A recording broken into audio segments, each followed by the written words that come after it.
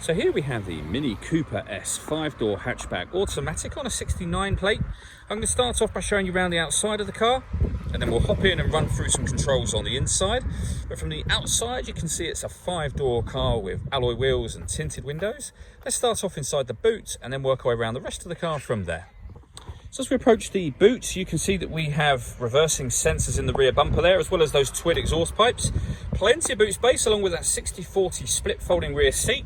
And then the boot space can be increased by folding this tray section up and storing it behind those rear seats. And as you can see, you get a lot of extra boot space when you do that. Okay, so we're just going to work our way back round to the front of the car, and then we'll hop in and run through some controls on the inside.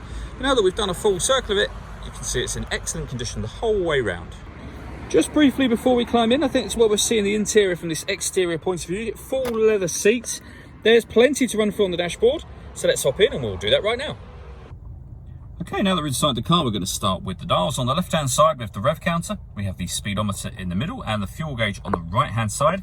Also in the middle there, you can see the total miles for this car, which are 1,792. You can change the information displayed above that by pressing a button on the end of the indicator stalk for various bits of trip computer information, or you can have a digital readout for the speedometer display, which you see on the screen now. If we back out to the steering wheel, on the left-hand side we have cruise control and speed limiter, and on the right-hand side we have stereo and phone controls. We've also got this minus and plus pedal. That is so that you can change gear manually with this automatic gearbox. Over in the centre, we have the touch screen for the car. So this is where you can, for example, pair up your phone.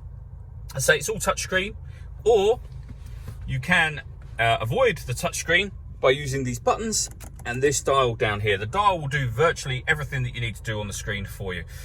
So when it comes to music in the car, we've got DAB and FM radio. We've got Bluetooth audio, so you can stream your music wirelessly, and we have USB input as well. This car's also got satellite navigation. There's a full video that shows how that works that you can find both on our website and on our YouTube channel as well. But you can see that very nice clear display. Below that we have dual zone climate control. So you can adjust the passenger and driver temperatures, the fan speed up and down from there. You can determine what direction you'd like the air to be distributed in. When you're happy with those settings, this button turns the air conditioning on and off. So it's on at the moment, off, or back on again. Or you can hit auto, and the car will now take control of the fan speed and the direction of the air in order that it maintains the temperature that you've asked for. To override that, simply press the auto button again. Below that, we have heated driver and passenger seats, both with 3 different heat settings each. You can see that just there. 4 if you include no heat at all. Under that, we can turn off the traction control. We can turn off the stop and start. This car's designed to cut out when it's stationary in traffic to save you fuel. That button turns the system off. And this one starts and stops the engine. You just need to make sure the key is in the car with you. So the key in this case is just there, for example. Hit that button to start the engine. Same again to stop it. We then have the gear lever for the fully automatic gearbox. All that leaves me to say is thank you for taking the time to watch this video. If you'd like to come and see the car in person and have a test drive, please feel free to call any of our MJA sites.